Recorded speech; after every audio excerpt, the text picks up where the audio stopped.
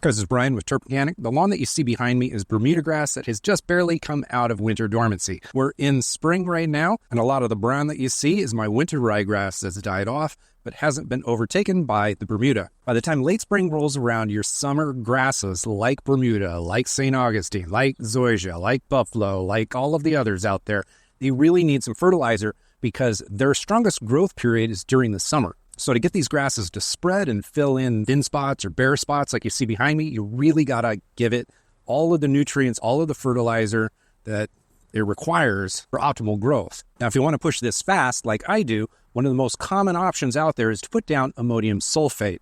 It's well known to be water soluble, immediately plant available. It doesn't need to be broken down by soil microbial life, and it makes grass grow really fast. The main problem with it, however, is that it's not natural at all. If you're anything like me, I like to put down organic, natural fertilizers on my lawn whenever possible, almost 100% of the time. So, although I have used ammonium sulfate for situational purposes, I don't want to put it down on the lawn for this main fertilizer application. And that's where my favorite OMRI listed fast-release nitrogen product comes into play. If you're not familiar with OMRI, that stands for the Organic Materials Review Institute. It's basically an organization that goes out and lists products that are suitable to be used in organic labeling. So if you're making, you go to the grocery store and you're buying an organic zucchini, you know that all of the inputs, so the fertilizers, pesticides, all of the stuff that they use to grow that zucchini were listed as suitable for organic labeling purposes.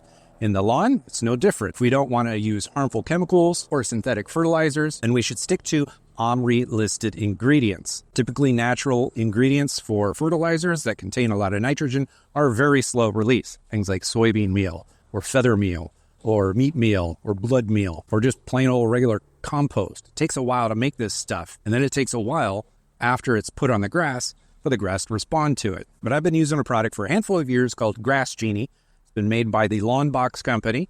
I believe Lawn Box is somehow or other company-wide transitioned under the Anderson's umbrella of brands. Regardless, though, Grass Genie is a mixture of 3 different OMRI-listed ingredients. Each of them are suitable to be used in an organic lawn. Potassium sulfate, or sulfate of potash, is the potassium source. There's no phosphorus, and then 10% of the product is nitrogen, which is sourced from 2 different OMRI-listed ingredients, one of which is soybean meal, the other of which is water-soluble sodium nitrate. Sodium nitrate is not something that you can very easily, as a homeowner, just buy all by itself. I've tried and failed. I actually made a purchase online, and then the U.S. Postal Service wouldn't deliver it to me, so they returned it to sender. I haven't researched exactly why that is, but I don't know. I guess it's hard to buy all by itself. But within this Lawn Box product right here, Grass Genie, it's one of the major ingredients, which means I can put it on the lawn, water it, and it's immediately going to go into the soil due to its solubility, and then the grass is going to immediately be able to take it up and use it because it doesn't even need to be transformed into plant-available nitrogen. It just is plant-available. So all that's to say is if you want something really fast-acting in your lawn, but you don't want to use synthetics, then use this product or something else that uses sodium nitrate in it. This is the only sodium nitrate product that I have experience using, so I have no problems whatsoever recommending it to you if you're looking for a product of this style. It is slightly on the expensive side, but everything OMRI listed is always a little bit expensive. I'm going to be putting down 1 pound of nitrogen per 1,000 square feet on this lawn space. That means I'm going to use 10 pounds of product for every 1,000 square feet of lawn space. So you'll have to do the math for your own lawn to see how much space you have and how many bags of the stuff you need to cover that area. These little white balls are sodium nitrate, and or brown crumbles is soybean meal, and the little black balls is humic acid. There is a touch of humic acid in this product as well. I suppose if you look really close, there's something else in there that kind of looks like a different style crumble. I don't know. Something in here is the sulfate of potash. I guess I don't know everything, huh?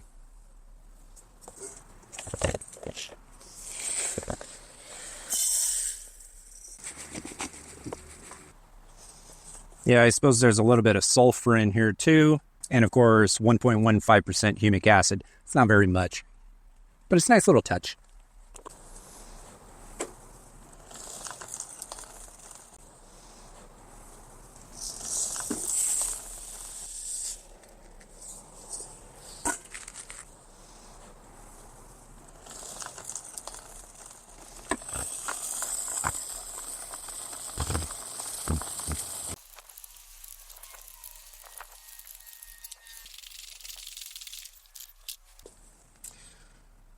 That's it. Now I just got to water it in. Before I water it in, though, I want to show you this. I like these products that are white, because you can literally see them on the ground, just spread everywhere, right up to the edges.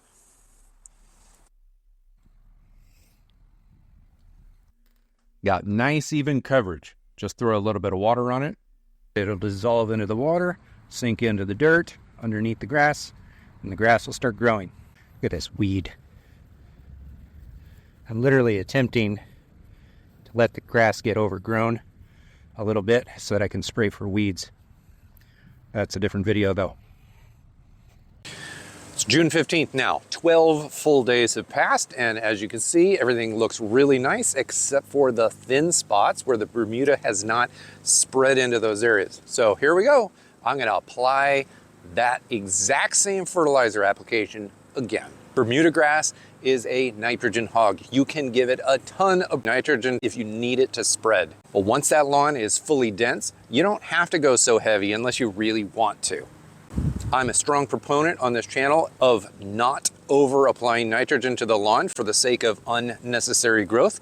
But in a case like this, I need growth. I need that spread to fill in the actual full lawn space. So I'm gonna be applying a lot of fertilizer. If you've got a warm season lawn, you gotta be getting enough fertilizer on that ground to get as much spread as possible. This video up here is all about pushing your grass to get it to spread. Although I talk about fall up there, I'm gonna be doing the exact same thing right here at the very end of spring, pushing into the summer, because I need to get green grass covering up the soil for the hottest, driest months of the year.